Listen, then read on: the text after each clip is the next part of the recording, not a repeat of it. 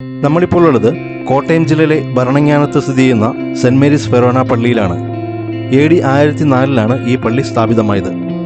ആനക്കല്ല് പള്ളി എന്ന പേരിലും ഈ പള്ളി അറിയപ്പെടാറുണ്ട്. കോട്ടയം ജില്ലയിലെ ഏറ്റവും പഴക്കം ചെന്ന പള്ളിയും ക്രിസ്ത്യൻ തീർത്ഥാടന കേന്ദ്രവുമാണിത്. ഇന്ന് ലോകത്തിൻ്റെയും ഇന്ത്യയുടെയും ഭൂപടത്തിൽ ഈ പള്ളിയെ അടയാളപ്പെടുത്തുന്നതിൽ പ്രധാന പങ്ക് വഹിച്ചിരിക്കുന്ന ഒന്നാണ് ഇവിടെ അടക്കം ചെയ്തിരിക്കുന്ന വിശുദ്ധ അൽഫോൻസാമയുടെ കബറിടം. നമ്മുടെ രാജ്യത്തിൻ്റെ വിവിധ ഭാഗങ്ങളിൽ നിന്നും നൂറുകണക്കിന് തീർത്ഥാടകരാണ് ഓരോ ദിവസവും ഈ പള്ളിയിലേക്ക് എത്തിച്ചേരുന്നത്. ഞങ്ങൾ ചെന്ന ദിവസവും നല്ല രീതിയിലുള്ള തിരക്കുണ്ടായിരുന്നു. ഈ പള്ളിയുടെ കോമ്പൗണ്ടിൽ തന്നെ പള്ളിയുടെ മേൽനോട്ടത്തിലുള്ള ഒരു ക്യാൻറ്റീനും പ്രവർത്തിക്കുന്നുണ്ട്. എല്ലാ തരത്തിലുള്ള ഭക്ഷണവും നമ്മൾക്ക് അവിടെ ലഭിക്കും. അത്യാവശ്യം നല്ല ക്വാളിറ്റിയുമുണ്ട്. 1945 സെൻറ് മേരീസ് പള്ളിയിൽ ഒരു സെമിത്തേരി ചാപ്പൽ ആരംഭിക്കുകയും വിശുദ്ധ അൽഫോൻസാമയുടെ കബറിടം ആ സെമിത്തേരി ചാപ്പലിലായിരുന്നു. 2008 ഒക്ടോബർ 12 അൽഫോൻസാമയെ വാഴ്ത്തപ്പെട്ടവളായി ഉയർത്തിയ ശേഷം അവിടെ ഒരു പള്ളി പണിയുകയും അതിന് സെൻറ് അൽഫോൻസ ചർച്ച് എന്ന് പേരിടുകയും ചെയ്തു. വിശുദ്ധ അൽഫോൻസാമയുടെ ചരമവാർഷികത്തോടനുബന്ധിച്ച് എല്ലാ വർഷവും ജൂലൈ 28 ഇവിടെ പെരുന്നാൾ ആഘോഷിക്കുന്നത്. ഈ പെരുന്നാളിൽ പങ്കെടുക്കാൻ ആയിരക്കണക്കിന് വിശ്വാസികളാണ് കേരളത്തിൻ്റെയും ഇന്ത്യയുടെയും നാനാഭാഗങ്ങളിൽ നിന്നും എത്തിച്ചേരുന്നത്. ഈ പള്ളി സന്ദർശിക്കുന്നവർ അൽഫോൻസാമയുടെ കബറിടമെല്ലാം കണ്ട ശേഷം തീർച്ചയായിട്ടും കണ്ടിരിക്കേണ്ട ഒന്നാണ് അൽഫോൻസാമയുടെ പേരിലുള്ള ഒരു മ്യൂസിയവും അവർ ജീവിച്ചിരുന്ന മഠവും. അൽഫോൻസാമ ജീവിച്ചിരുന്ന മഠം ഈ പള്ളിയുടെ ഓപ്പോസിറ്റ് റോഡിന് മറുവശത്തായിട്ടാണ്. പള്ളിയിൽ നിന്നും അല്പം നടക്കാനുണ്ട്.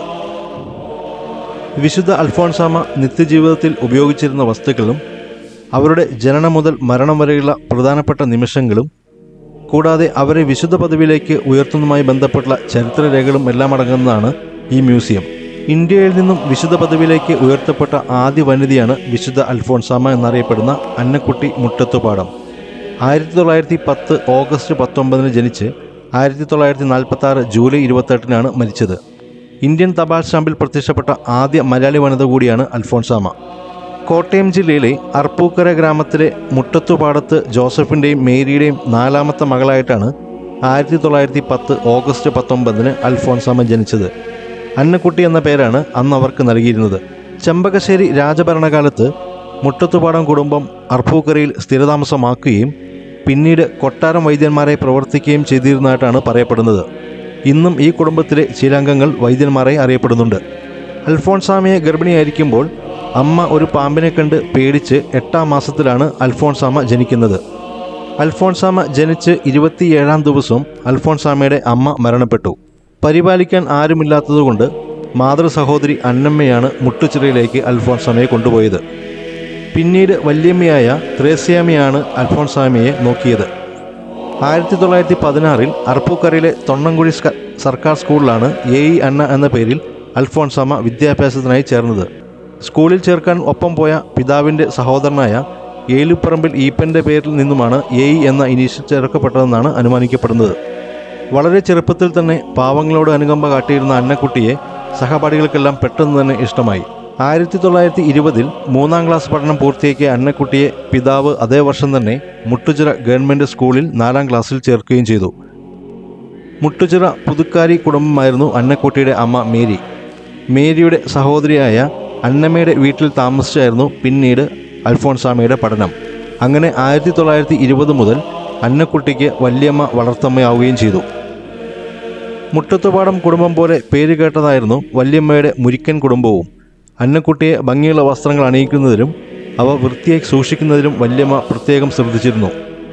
കൗമാരപ്രായത്തിലേക്ക് കടന്ന അന്നക്കുട്ടിയുടെ സൗന്ദര്യം എല്ലാവരിലും അസൂയ ജനിപ്പിക്കുന്നതായിരുന്നു.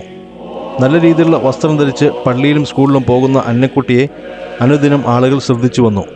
സൗന്ദര്യവും ഐശ്വര്യവും ഒത്തുചേർന്ന അന്നക്കുട്ടിയെ തങ്ങളുടെ കുടുംബത്തിലേക്ക് വിവാഹം കഴിച്ച് ആനയിക്കുവാൻ പല മാതാപിതാക്കളും ആഗ്രഹിച്ചു.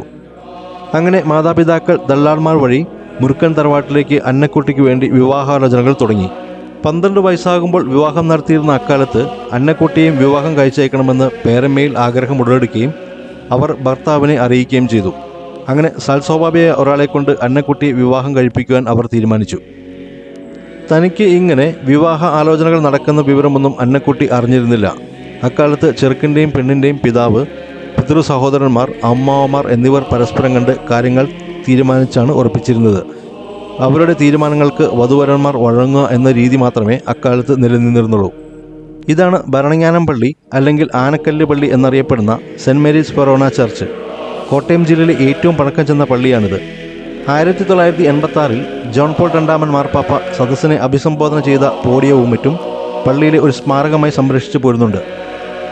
ഈ പള്ളിക്ക് ആനക്കല്ല് പള്ളി എന്ന പേര് വരാനുള്ള പ്രധാന കാരണം, പണ്ട് ഭരണങ്ങാനത്ത് പള്ളി പണിയാൻ ഒരുങ്ങിയപ്പോൾ അത് എവിടെ പണിയുമെന്ന കാര്യത്തിൽ നാട്ടുകാർക്കിടയിൽ വലിയ തർക്കമുണ്ടാവുകയും ഇതിന് പരിഹാരം കാണാതെ വന്നപ്പോൾ ആനയുടെ തുമ്പിക്കൈയിൽ കല്ല് വയ്ക്കണമെന്നും ആന കല്ലിടുന്നിടത്ത് പള്ളി പണിയണമെന്ന തീരുമാനവുമായി.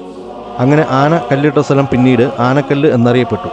പിന്നീട് ഇവിടെ പണിത പള്ളി ആനക്കല്ല് പള്ളി എന്ന പേരിലും അറിയപ്പെട്ടു. വിവാഹം ഉറപ്പിക്കൽ തീയതി നിശ്ചയിച്ച ശേഷമാണ് അന്നക്കുട്ടി ഈ വിവരമറിയുന്നത്. യാതൊരു കാരണവശാലും വിവാഹത്തിന് സമ്മതം നൽകില്ല എന്ന് അന്നക്കുട്ടി അന്ന് തന്നെ ദൃഢനിശ്ചയം ചെയ്തു. അവസാനം അന്നക്കുട്ടി ശാന്തശീലനായ പേരപ്പനോട് വിവരം തുറന്നു പറയാൻ തീരുമാനിക്കുകയും ഈ വിവരം അവൾ പേരപ്പനോട് പറയുകയും ചെയ്തു. എന്നാൽ തൻ്റെ സൗന്ദര്യത്തിന് മങ്ങലേറ്റാൽ എല്ലാവിധ ആലോചനകളും അക്കാരണത്താൽ പിന്മാറപ്പെടുമെന്ന ചിന്ത അന്നക്കുട്ടിയിൽ ഉടലെടുക്കുകയും അതിനെ ശരീരഭാഗം പൊള്ളിക്കുക എന്ന തീരുമാനത്തിൽ അന്നക്കുട്ടി എത്തിച്ചേരുകയും ചെയ്തു. മകരക്കൊയ്ത്ത് കഴിഞ്ഞ കളത്തിൽ പതിരുകൾ തീയിട്ട് നശിപ്പിക്കുന്ന കൂന ഇതിനുവേണ്ടി തിരഞ്ഞെടുക്കുവാൻ അവൾ തീരുമാനിച്ചു. അടുക്കളയിൽ നിന്നും തീ പൊള്ളലേറ്റാൽ അത് തൻ്റെ കള്ളക്കളിയാണെന്ന് മറ്റുള്ളവർ തെറ്റിദ്ധരിച്ചാലോ എന്ന് കരുതിയാണ് അന്നക്കുട്ടി ഉമ്മിത്തീ തിരഞ്ഞെടുത്തത്. എല്ലാം തീരുമാനിച്ചുറപ്പിച്ച അന്നക്കുട്ടി പുറച്ചെ ഉമ്മിത്തീയുടെ സമീപത്തെത്തുകയും കാൽ കൂനയിലേക്ക് കുത്തുകയും ചെയ്തു. നിർഭാഗ്യവശാൽ പ്രതീക്ഷിച്ചതിലും ആഴമുണ്ടായിരുന്ന കൂനയിൽ ഒരു കാൽ കുത്തിയ അന്നക്കുട്ടിയുടെ ഇരുകാലുകളും കൂനയിലേക്ക് പതിക്കുകയും തീയിൽ മുട്ടോളം താന്നു പോവുകയും ചെയ്തു. അങ്ങനെ കൂനയിലേക്ക് താഴ്ന്നുപോയ അന്നക്കുട്ടി അങ്ങോട്ടും ഇങ്ങോട്ടും ഓടി കരയിൽ പ്രവേശിക്കാൻ ശ്രമിച്ചെങ്കിലും അതിനിടയിൽ തീ വസ്ത്രത്തിലും മുടിയിലും പിടിക്കുകയും രക്ഷപ്പെട്ടത് ദൈവകൃപയാൽ മാത്രമാണെന്നും അല്ലാത്ത പക്ഷം ആ ഉമ്മിത്തീയിൽ കത്തിച്ചാമ്പലാകുമായിരുന്നുമെന്നുമാണ് പിന്നീട് അന്നക്കുട്ടി സാക്ഷ്യപ്പെടുത്തിയിരിക്കുന്നത്. അന്നക്കുട്ടിയുടെ കാൽത്തളങ്ങൾ ചുട്ടുപഴുക്കുകയും അസഹനീയമായ വേദന മൂലം തൂത്തപ്പോൾ കാലിലെ തൊലിയെല്ലാം ഉരിഞ്ഞു പോവുകയും ചെയ്തു. പുലർച്ചെ കാലെ മുരിക്കൻ വീട്ടിൽ നിന്നും ഉയർന്ന ദീനരോധനത്താൽ അയൽവാസികളെല്ലാം ഓടിക്കൂടുകയും വേദന മൂലം പൊളയുന്ന അന്നക്കുട്ടിയെ അവർ പ്രഥമ ശുശ്രൂഷ നൽകുകയും ആശ്വസിപ്പിക്കുകയും ചെയ്തു. പുറംതൊലി പൂർണ്ണമായും അടർന്നു പോയതിനാൽ അന്നക്കുട്ടിയുടെ പാദങ്ങൾ വെള്ള നിറത്തിലാണ് കാണപ്പെട്ടത്.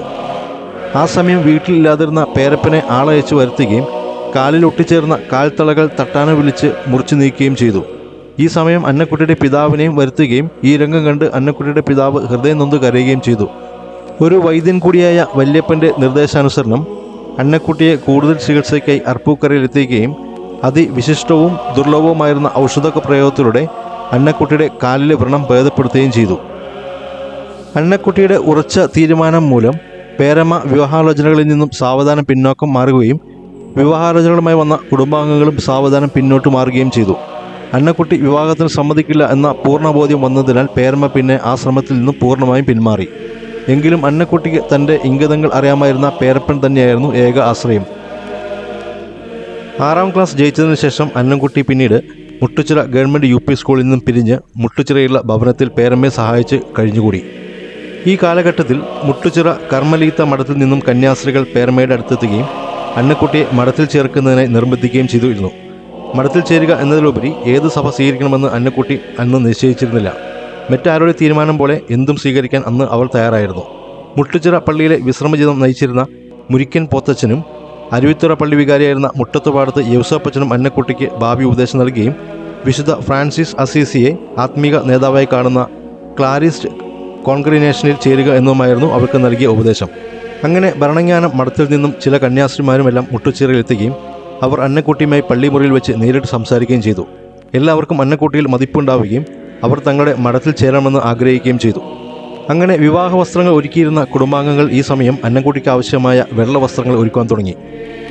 അങ്ങനെ 1927 പെന്തക്കോസ്ത ദിനത്തിൽ ഭരണജ്ഞാനം ഫ്രാൻസിസ്കൻ ക്ലാരമഠത്തിൽ അന്നക്കുട്ടി പ്രവേശിക്കുകയും മഠത്തിലെത്തിയ അന്നക്കുട്ടിയെ മദർ സുപ്പീരിയർ ഊർസുലാമ സ്വീകരിക്കുകയും അന്നക്കുട്ടിയുടെ പിതാവിൻ്റെ പിതൃസഹോദരനായ മുട്ടത്തുപാടത്ത് ഔസേപ്പച്ചൻ അന്ന് അന്നക്കുട്ടിയെ മഠത്തിൽ പ്രവേശിക്കുന്നതിനുള്ള ധനമായ പത്രമേനിയടക്കം 700 രൂപ നൽകുകയും ചെയ്തു. അങ്ങനെ പുതിയ സാഹചര്യമായി അതിവേഗം ഇണങ്ങിച്ചേർന്ന അന്നക്കുട്ടി അധികാരികളടക്കം എല്ലാവരുടെയും പ്രീതി പെട്ടെന്ന് പിടിച്ചെടുക്കുകയും തുടർന്ന് ഭരണജ്ഞാനം മഠംവക വിദ്യാലയത്തിൽ 7ാം ക്ലാസ് വിദ്യാഭ്യാസത്തിനായി ചേരുകയും ചെയ്തു. പഠനത്തോടൊപ്പം തന്നെ സാഹിത്യ സമാജ പ്രവർത്തനങ്ങളിലും അന്നക്കുട്ടി പ്രവർത്തിക്കുകയും വൈകാതെ സമാജം സെക്രട്ടറിയായി തിരഞ്ഞെടുക്കപ്പെടുകയും ചെയ്തു. നല്ലൊരു പ്രാസംഗിക കൂടിയായിരുന്നു അന്നക്കുട്ടി. ഇതാണ് പള്ളി കോമ്പൗണ്ടിൽ തന്നെ സ്ഥിതി ചെയ്യുന്ന അൽഫോൺസാമ്മയുടെ പേരിലുള്ള മ്യൂസിയം. ഇവിടെ നമ്മൾക്ക് അൽഫോൺസാമ്മ നിത്യജീവിതത്തിൽ ഉപയോഗിച്ചിരുന്ന എല്ലാ വസ്തുക്കളും കാണാൻ സാധിക്കും. അൽഫോൺസാമ്മ എഴുതാൻ ഉപയോഗിച്ചിരുന്ന പേന, അവരുടെ SSLC ബുക്ക്, കിടന്നിരുന്ന കട്ടിൽ, കൂടാതെ വായിച്ചിരുന്ന പുസ്തകങ്ങൾ തുടങ്ങി നിരവധിയായിട്ടുള്ള വസ്തുക്കൾ നമ്മൾക്ക് ഇവിടെ കാണാൻ സാധിക്കും. കൂടാതെ തന്നെ അൽഫോൺസാമയുടെയും അവരുടെ കുടുംബാംഗങ്ങളുടെയും സുഹൃത്തുക്കളുടെയും എല്ലാം ഫോട്ടോസും നമ്മൾക്ക് ഇവിടെ കാണാൻ സാധിക്കും. കൂടാതെ അൽഫോൺസാമയെ വാഴ്ത്തപ്പെട്ടവളായും വിശുദ്ധയായും പ്രഖ്യാപിക്കുമ്പോൾ നടന്ന ചടങ്ങുകളുടെ എല്ലാം ഫോട്ടോഗ്രാഫിയും റെക്കോർഡ്സും നമ്മൾക്ക് ഇവിടെ കാണാൻ സാധിക്കും. കന്യാസ്ത്രീയാകുന്നതിൻ്റെ ആദ്യപടിയായി 1928 കൂട്ടുകാരോടൊപ്പം അന്നക്കുട്ടി ശിരോവസ്ത്രം സ്വീകരിച്ചു. ഈ ദിവസത്തിൻ്റെ പ്രത്യേകത മൂലമായിരിക്കാം മഠാധികാരികൾ അന്നേ ദിവസം അൽഫോൺസ എന്ന നാമവും അന്നക്കുട്ടിക്ക് നൽകി. 7ാം ക്ലാസ് വിജയിച്ച അൽഫോൺസയെ തുടർ വിദ്യാഭ്യാസം നൽകി അധ്യാപികയാക്കുവാനാണ് മഠാധികാരികൾ തീരുമാനിച്ചത്. ഭരണങ്ങാനത്ത് 7ാം തരം മാത്രമേ പഠന സൗകര്യമേ അന്നുണ്ടായിരുന്നുള്ളൂ. അതുകൊണ്ട് അൽഫോൺസയെ ചങ്ങനാശ്ശേരി വാഴപ്പള്ളിയിലെ ആരാധനാ മഠം വക സ്കൂളിൽ ചേർക്കുവാൻ തീരുമാനിക്കുകയും അങ്ങനെ 1929 മെയ് മാസത്തിൽ അൽഫോൺസ ചങ്ങനാശ്ശേരി ക്ലാര മഠത്തിലെ ബോർഡിങ്ങിൽ നിന്നും വാഴപ്പള്ളി സ്കൂളിൽ 8ാം ക്ലാസ്സിൽ പഠനം ആരംഭിക്കുകയും ചെയ്തു. അങ്ങനെ 1930 മെയ് 19 ഭരണങ്ങാനം ഫെറോന പള്ളിയിൽ വെച്ച്, അതായത് ഈ പള്ളിയിൽ വെച്ച് സഭാവസ്ത്ര സ്വീകരണത്തിനായി അൽഫോൺസാമ ഭരണങ്ങാനത്ത് തിരിച്ചെത്തുകയും മറ്റ് 7 പേരോടൊപ്പം സഭാവസ്ത്രം സ്വീകരിക്കുകയും ചെയ്തു. അന്നു മുതൽ തൂവെള്ള വസ്ത്രത്തിൽ നിന്നും തവിട്ട് നിറമുള്ള സന്യാസ വേഷത്തിലേക്ക് അൽഫോൺസാമ മാറി. അങ്ങനെ ചങ്ങനാശ്ശേരിയിലേക്ക് തിരിച്ചെത്തുകയും 8ാം ക്ലാസ് പഠനം തുടരുകയും ചെയ്തു. എന്നാൽ 9ാം ക്ലാസ്സിൽ വെച്ച് അൽഫോൺസാമ പരാജയപ്പെട്ടു. തുടർന്ന് ഭരണങ്ങാനത്ത് തിരിച്ചെത്തിയ അൽഫോൺസാമ മഠത്തിലെ പ്രവർത്തനങ്ങളിൽ മുഴുകി. 21ാമത്തെ വയസ്സിൽ അൽഫോൺസാമയെ രക്തസ്രാവം ബാധിക്കുകയും ധാരാളം ചികിത്സകൾ നടത്തുകയും ചെയ്തു. എന്നാൽ അവയിലൊന്നും ഫലം ലഭിക്കാത്തതുകൊണ്ട് എറണാകുളം ജനറൽ ആശുപത്രിയിൽ വെച്ച് അൽഫോൺസാമയെ ശസ്ത്രക്രിയയ്ക്ക് വിധേയമാക്കുകയും അതിലൂടെ താൽക്കാലികമായിട്ടെങ്കിലും സൗഖ്യം ലഭിക്കുകയും ചെയ്തു. പിന്നീട് കോട്ടയം ജില്ലയിലെ വാകക്കാട് എന്ന സ്ഥലത്ത് ക്ലാരമഠം വക പ്രൈമറി സ്കൂളിൽ 3ാം തലത്തിലെ അധ്യാപികയായി പ്രവർത്തിക്കുകയും ചെയ്തു. എന്നാൽ അനാരോഗ്യം നിമിത്തം 1 വർഷം മാത്രമാണ് ആ സ്ഥാനത്ത് തുടരാൻ സാധിച്ചത്. 1933 മാർച്ച് മാസത്തിൽ അധ്യാപന വൃത്തി ഉപേക്ഷിച്ച് ഭരണങ്ങാനത്തിൽ തിരിച്ചു വരികയും രോഗത്തിൻ്റെ കാഠിന്യത്താൽ തുടർന്നുള്ള 2 വർഷക്കാലം മഠത്തിൽ തന്നെ കഴിച്ചുകൂട്ടുകയും ചെയ്തു. സന്യാസ ജീവിതത്തിലെ ഏറ്റവും പ്രധാനപ്പെട്ട ഒന്നാണ് നോവിഷ്യേറ്റ് എന്ന കാലഘട്ടം. വളരെ കർശനമായ രീതിയിലുള്ള വ്രതവും മറ്റുമാണ് ഈ കാലഘട്ടങ്ങളിൽ നമ്മൾ നോക്കേണ്ടത്. സാധാരണയായി രോഗമില്ലാത്തവർ പോലും വളരെയധികം ക്ലേശിക്കുന്ന ഈ സാഹചര്യം അൽഫോൺസാമ എങ്ങനെ പൂർത്തീകരിക്കും എന്നതിനെക്കുറിച്ച് അധികാരികൾക്ക് വളരെയധികം സംശയമായിരുന്നു. 1935 ഓഗസ്റ്റ് മാസം ചങ്ങനാശ്ശേരി ക്ലാരമഠത്തിൽ നോവിഷ്യേറ്റിനായി അൽഫോൺസാമയെ പ്രവേശിപ്പിക്കുകയും നോവിഷ്യേറ്റ് ആരംഭിച്ച് ആദ്യ നാളുകളിൽ തന്നെ അൽഫോൺസാമയെ വീണ്ടും രോഗം ബാധിക്കുകയും ചെയ്തു. ഇങ്ങനെ രോഗം ബാധിച്ചുകൊണ്ട് നോവിഷ്യേറ്റിനിടയിൽ പഠനം അവസാനിപ്പിച്ച് അൽഫോൺസാമയെ തിരിച്ചയക്കുന്നതിനായി മഠാധികാരികൾ തീരുമാനമെടുക്കുകയും എന്നാൽ ഒരാളെ തിരിച്ചയക്കുന്നതിനായി രൂപതാ മെത്രാൻ്റെ അനുമതി ആവശ്യമുള്ളതുകൊണ്ട് അധികാരികൾ ചങ്ങനാശ്ശേരി മെത്രാൻ കാടശ്ശേരിയെ വിവരമറിയിക്കുകയും ചെയ്തു.